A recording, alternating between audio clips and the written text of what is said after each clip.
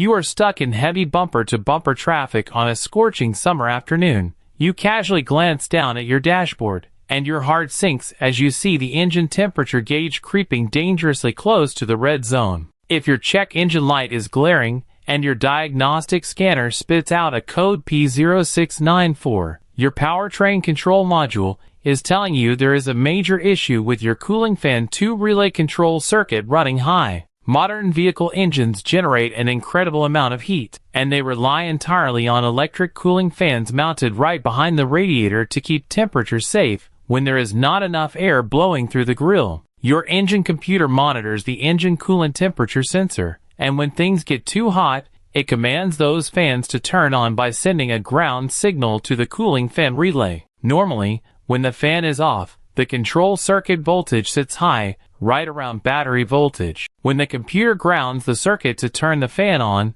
that voltage is supposed to instantly drop down near zero. This specific trouble code triggers when the computer commands the fan to turn on, but the voltage stubbornly stays high, meaning the circuit is never actually completing. Because an overheating engine can quickly warp cylinder heads and destroy your motor, this is a severe problem you cannot ignore for even a day. Before you assume the worst and start tearing the engine apart, open your under-hood fuse box. The absolute most common culprit here is simply a dead or sticky relay. Think of the relay as a heavy-duty electrical switch. Over time, the internal contacts just burn out from handling so much amperage. A fantastic old-school mechanic trick is to locate the cooling fan relay and look for another identical relay right next to it, like the one for your horn or your headlights. Swap those two relays, clear the code, and let the engine idle to see if the fan kicks on. If the fan works and your horn suddenly stops working, you just found your bad relay